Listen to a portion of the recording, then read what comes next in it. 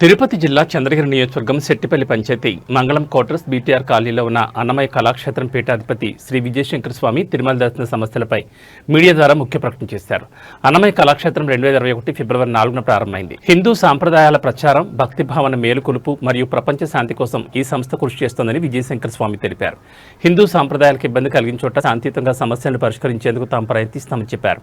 November 16న తిరుపతిలో జాతీయ హిందూ ధార్మిక సమ్మేళన చర్చావేదిక నిర్వహించనున్నట్లు ఆయన ప్రకటించారు.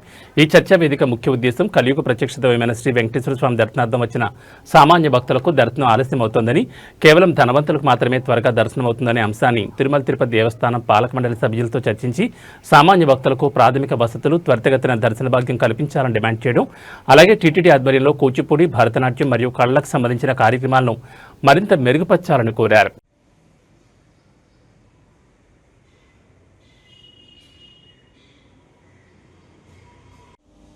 ఓం నమో వెంకటేశాయ. నా పేరు విజయశంకర స్వామి, అన్నమయ్య కళాక్షేత్రం పీఠాధిపతి, తిరుపతి.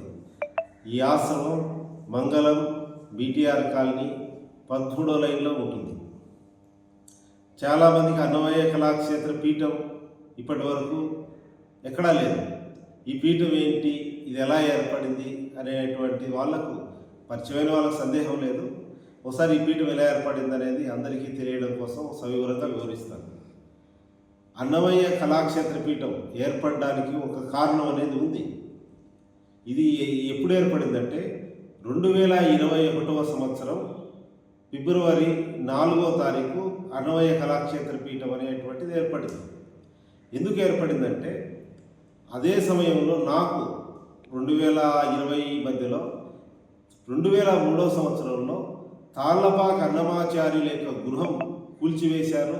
అదేవిధంగా 2007వ సంవత్సరంలో అన్నమయ్య విగ్రహం, హనుమంతుని విగ్రహం తొలగించేశారనేటువంటి విషయం తెలియడంతో, అదేవిధంగా అదే సందర్భంలో కరోనా సందర్భంగా తిరుమల కొండ పైన హరినామ సంకీర్తన నిలిపివేయడం అనేటువంటిది జరిగింది.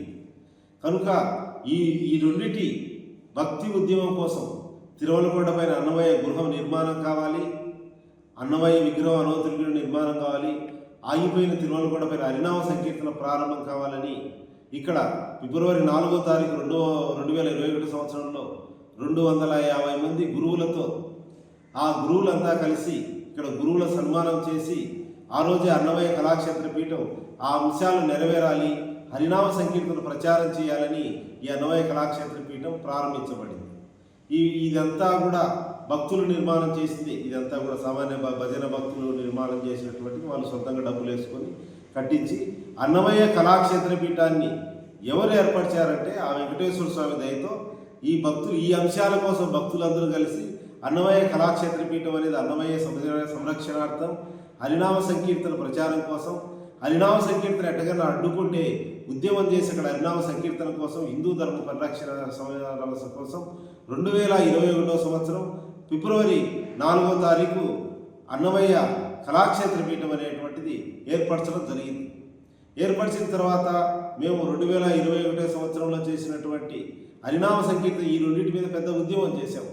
అప్పుడు తిరుమల తిరుపతి దేవస్థానం స్పందించి ఇప్పుడు కొండపైన కరోనా తర్వాత మళ్ళీ హరినామ సంకీర్తన అన్నమయ్య కళాక్షేత్ర పీఠం యొక్క ఉద్యమంతో ఆ రోజు ఈవో ధర్మారెడ్డి గారు, భువన కరుణాకర్ రెడ్డి ఉన్నప్పుడు మళ్ళీ తిరిగి హరినామ సంకీర్తన కొండపైన ప్రారంభిందంటే అన్నమయ్య కళాక్షేత్ర పీఠం కూల్చిందని అందరికీ తెలుసు. అదేవిధంగా అన్నమయ్య గృహం కూల్చివేసిన దాని మీద, అన్నమయ్య విగ్రహం కూల్చివేసిన దాని మీద మనం 11,50,000 సంతకాలు, 3 నెలలు రథయాత్ర పెద్ద ఎత్తున తెలుగు రాష్ట్రాలంతా చేయడం జరిగింది. గత డిసెంబర్ 11వ తారీఖు గీతా జయంతి రోజు 3,000 మందితో ఇక్కడ అన్నమయ్య కళాక్షేత్రం నుంచి టీటీడీ పరిపాలన భవనం వరకు నిరసన చేస్తూ భగవంతుడి నామస్మరణతో అన్నమయ్య గృహం నిర్మించాలి, తిరుపతి అనుబంధ క్షేత్రాల్లో కూడా హరినామ సంకీర్తన ప్రారంభించాలి అని 3,000 మంది అడ్డు ఇవ్వడం జరిగింది. తిరుమల తిరుపతి దేవస్థానం అన్నమయ్య గృహం కూడా మేము నిర్మిస్తామని తెలియజేస్తుంది. అదేవిధంగా ఇది అన్నమయ్య కళాక్షేత్ర పీఠం ప్రారంభానికి ఉద్దేశము, అన్నమయ్య కళాక్షేత్ర పీఠం లక్ష్యం అన్నమయ్యది ఎట్లయితే విగ్రహాలు కూల్చివేయబడ్డాయో అది నిర్మించాలి, భవిష్యత్తులో అన్నమయ్యకి ఎక్కడ జరిగినా కానీ అన్నమయ్యని సంరక్షించాలి. అదేవిధంగా తిరుమల కొండపైన ఒకే చోట హరినామ సంకీర్తన ప్రారంభమైంది.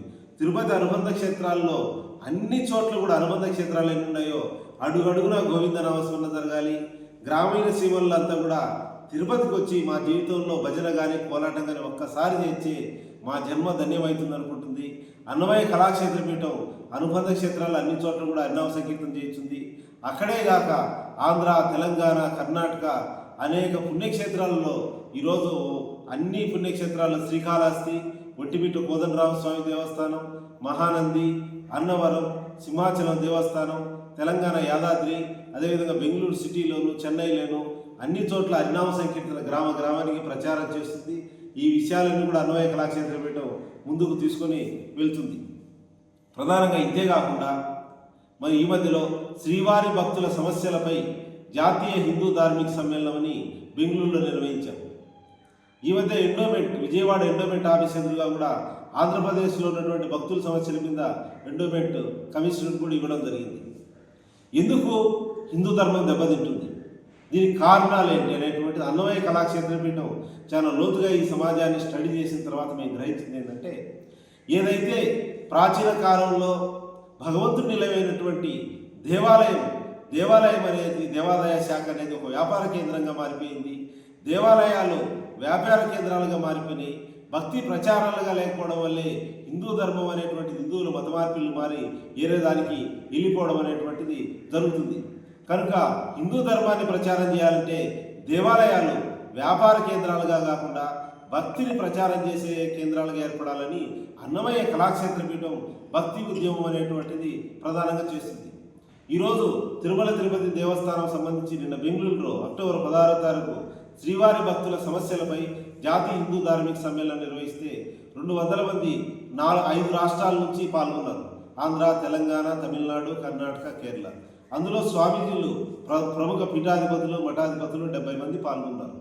ప్రధానంగా అందులో మేము చేసినటువంటి తీర్మానాలు ఏంటంటే, 1, తిరుపతి అనుబంధ క్షేత్రాల అన్ని చోట్ల కూడా హరినామ సంకీర్తన జరిపించాలి. మొత్తం అంతా గ్రామం నుంచి రావడానికి సిద్ధంగా ఉండరు. అవసరమైన ఛార్జీలు ఇచ్చినా లేదంటే ఉచితంగా వచ్చి భజన చేసినా కానీ భజన చేయడానికి అందరూ సిద్ధంగా ఉన్నారు. అదేవిధంగా ఎవరైతే గ్రామానికి గురువులు ఉన్నారో వాళ్ళందరికీ కూడా నెలకు 10,000 రూపాయలు హరినామ సంకీర్తన గురువులకు గౌరవ వేతనం అనేటువంటిది ఏర్పరచాలని దీని మీద కోరుతున్నాం. అదేవిధంగా ఈరోజు తిరుమల కొండపైన 32 మఠాలు ఉన్నాయి. ఆ మఠాలు ఏం చేస్తున్నాయండి? భక్తిని ప్రచారం చేస్తున్నాయా? 5,000కు 10,000కు రూములు అమ్ముకుంటున్నారు. అంతా కూడా కొండపైన రూములు అమ్ముకోవడం కోసమైనా తిరుమల మఠాలు ఇచ్చింది. కనుక కోరేది ఏంటంటే తిరుమల కొండపైన ఒక సాధు భవనం నిర్మించండి, ఒక సాధు భవనం.